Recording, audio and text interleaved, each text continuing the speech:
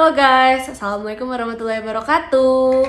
Kembali lagi bersama aku, Alif Saryadatul Aisy. Nah, jadi di vlog kali ini aku akan menceritakan gimana sih 18 kali ditolak PTN, akhirnya lulus kedokteran, akhir ceritanya. Oke, ini terakhir aku menceritakan, membahas mengenai perjuanganku 18 kali itu.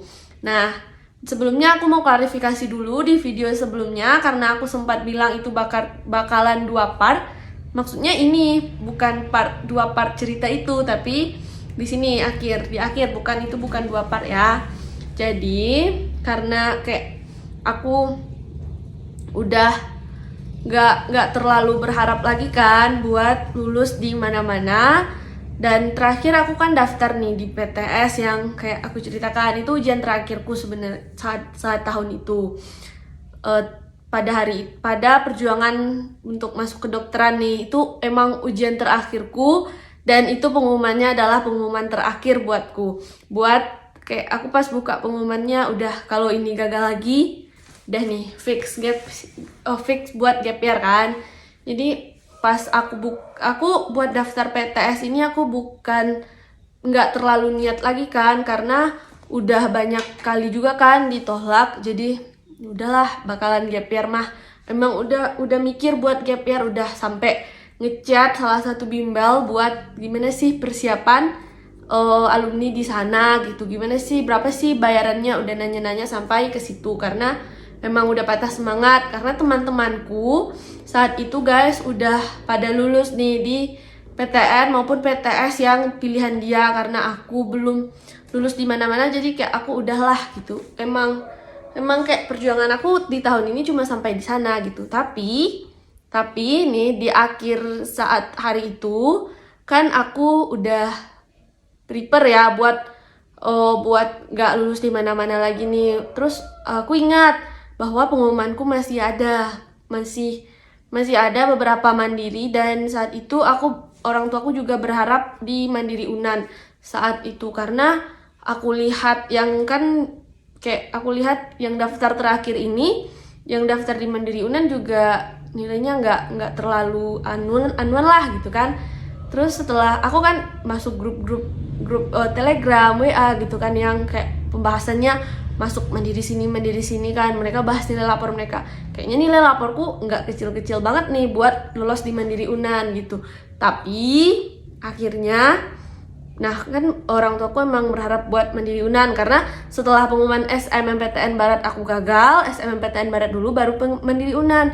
Di sana orang tuaku nggak apa-apa gagal di sana, mana tahu di Unan bisa lulus gitu kan. Terus kayak aku ya udahlah gitu. Aku kayak emang nggak terlalu berharap lagi lulus di mana-mana, karena dalam satu hari itu kalian bayangin guys, 5 pengumuman aku buka dan hasilnya aku ditolak. Jadi udah biasa aja buat ditolak gitu-gitu. Terus orang tuaku suruh lah malam pengumumannya tuh selalu diundur nih Unan. Aku heran, dia kan nggak gabung SNMPTN Barat nih di tahun ini, dia pakai nilai lapor. Terus aku heran, kenapa sih pengumumannya selalu diundur-undur, yang satu dipercepat 3 hari apa berapa hari kalau SNMPTN Barat guys. Terus pas buka Mandiri Unan itu kan udah tengah malam ya, nggak salah aku udah jam 11-an gitu kan. Terus aku buka lah pengumuman Mandiri Unan, dan hasilnya aku gagal. Terus aku kayak udah biasa aja, kayak mamaku, ini anak kenapa sih biasa aja dulu nggak lulus di mana-mana gitu. Emang udah terlatih aja kan mentalnya buat nggak lulus di mana-mana guys. Jadi pas aku nggak lulus itu aku enjoy aja anaknya, kayak udahlah gitu. Terus teman-temanku juga kan banyak yang tahu aku tes di sana. Meskipun aku nggak keluar rumah, aku tetap ada komunikasi dengan mereka di sosial media kan, kayak WA itulah gitu kan. Terus aku bilang lah aku nggak lulus, kayaknya gagal lagi deh gitu kan. Terus beberapa hari setelah itu kan aku sempat daftar 2 kali di PTS di daerahku, yaitu Universitas Baitur Rahmah. Terus setelah aku daftar di sana 2 kali kan, yang pertamanya itu aku daftar di pertengahan apa gimana ya, waktunya aku lupa. Cuma aku daftar 2 kali di sana dengan jalur dengan tes itu, dengan CBT. Terus aku bilang yang pertama aku lulus di FKG di universitas itu, di Universitas Baitur Rahmah. Dan aku kan nggak mau ya ganti jurusan sedikit pun. Aku kalau mau ganti aku mau soshum gitu kan, aku mau sospol gitu kan. Terus karena kedua orang tuaku emang nggak terlalu ngedukung aku buat di sospol, jadi udahlah kamu kedokteran aja gitu. Terus pas lulus FKG banyak nih yang bilang ke aku, udahlah ambil aja FKG gitu. Aku mikir dong, sebagai aku yang nggak bercita-cita buat ambil FKG dan aku tahu bayaran di PTS nggak murah, jadi kayak aku bilang lagi, kan masih ada tes tahap akhir nih Ma gitu, gimana kalau kita coba lagi gitu. Aku bilang gitu ke kedua orang tuaku.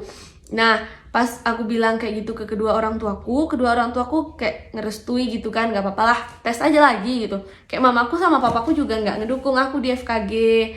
Nah pas aku tes lagi nih, itu kan tes setelah yang tanggal 26, setelah satu hari, nggak sampai satu hari aku tes SNMPTN Barat 25, tanggal 26 nya aku tes di Baitur Rahmah saat itu kan swasta. Nah aku tes di Universitas Baitur Rahmah di daerahku, terus aku tes gak belajar gitu, apa sih gitu. Aku pagi-pagi aku tes jam 8 apa jam 9. Terus pagi-paginya aku bolak-balik buku catatan aku selama persiapan UTBK.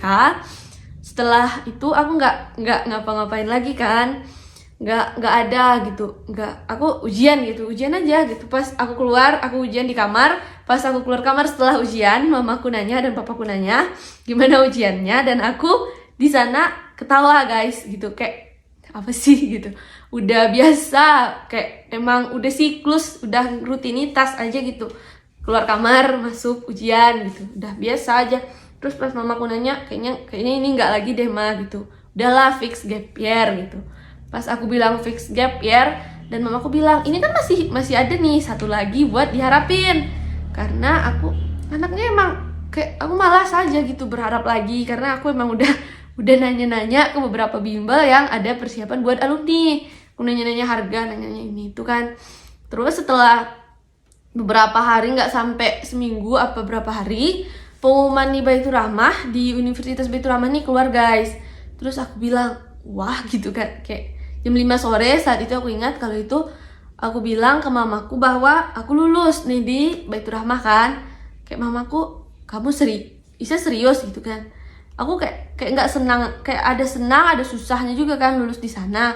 Karena aku sangat gimana ya, aku nggak mau awalnya kuliah di Padang dan di swasta lagi gitu kan, kayak nggak pernah bercita-cita dan nggak pernah berharap buat kuliah di sana.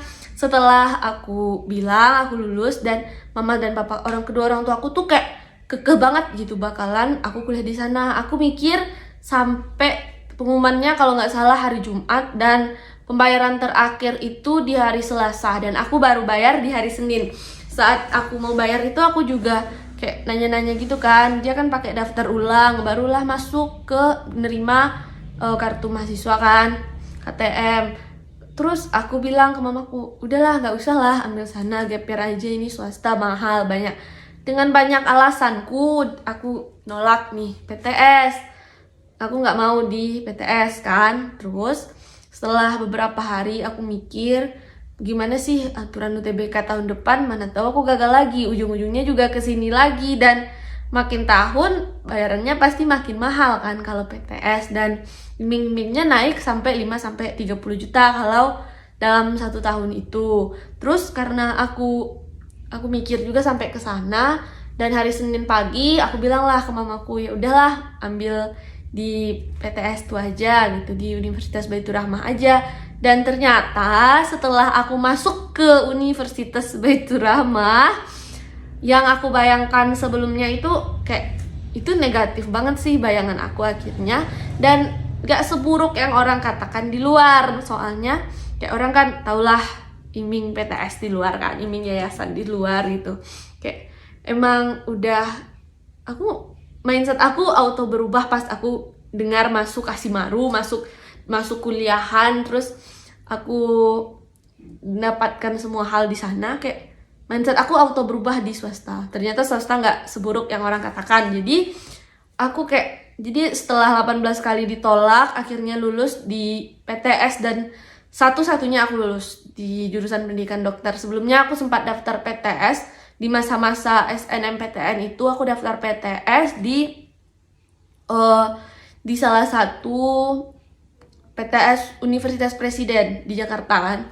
Terus aku daftar teknik informatika. Aku lulus.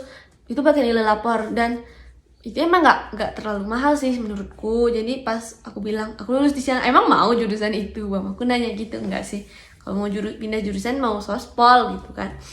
Terus se excited itulah aku saat mau ingin kedokteran. Jadi kalian yang bercita-cita banget nih buat jurusan kedokteran, kayak emang harus di jurusan itu, kalian berbicaralah dengan kedua orang tua kalian dulu gimana menurut mereka. Soalnya kekehan kita tuh kayak apa ya, aku kayak gini ya, kemarin dari awal mamaku juga udah bilang sebelum aku ikut UTBK, ikut tes mandiri lain, mamaku udah bilang saat aku gagal UTBK, mamaku ingatkan lagi, kenapa nggak di Baitur Rahmah aja. Ternyata guys, dan ternyata nih ya, perkataan orang tua itu nggak salah. Mamaku terlalu kekeh, papaku terlalu kekeh untuk aku di Universitas Baitur Rahmah saat hari aku gagal UTBK itu, karena aku masih kayak apa sih, nggak mampu itu aku buat masuk negeri.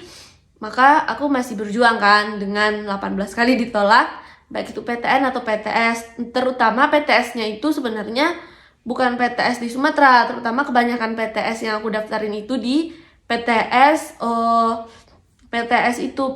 di Pulau Jawa. Dan PTN-nya aku udah merakyat aja gitu se-Indonesia, kecuali Indonesia bagian timur. Untuk kayak apa ya? Kayak ya bagian timur ya.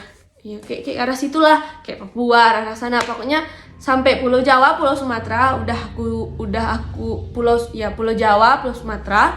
Kayak aku udah persiapin buat kesana gimana pun ntar di mandiri itu. Tapi Allah berkata lain selalu kan, ridho. Karena ridho Allah terletak pada ridho kedua orang tuaku, dan aku nggak tahu saat aku daftar di mana-mana orang tuaku kayak ikhlas sepenuhnya apa enggak, ridho sepenuhnya apa enggak, tapi memperlihatkan kepadaku selalu mendukung gitu. Jadi jika kalian ingin masuk jurusan yang kalian impikan, maka berdiskusilah dengan kedua orang tua kalian. Oke, aku lanjutkan. Nah, jadi karena tadi ada gangguan ya, karena ada tukang kue lewat.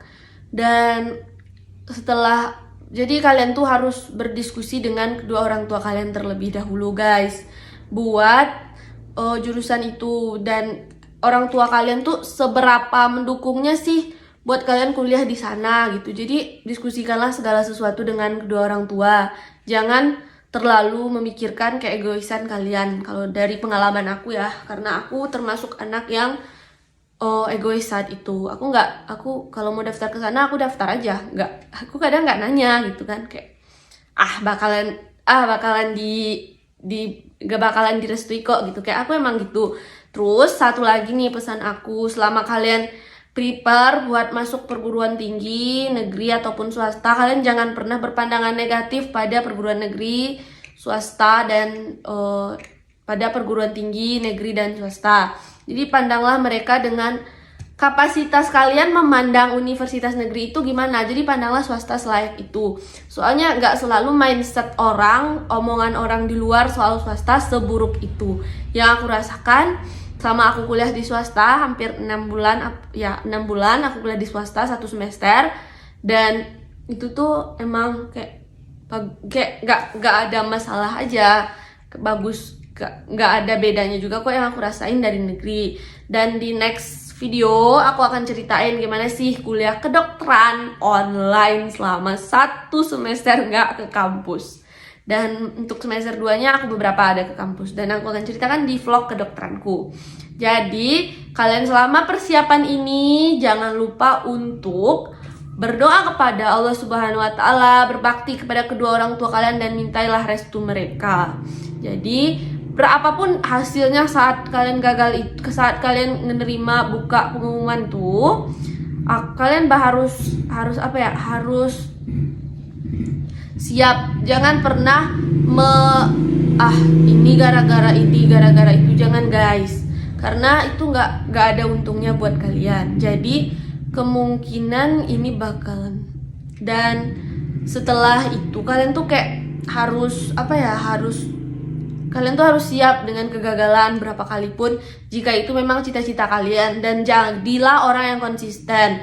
Jangan mau menjadi manusia yang cita-citanya dibolak-balik sama orang lain.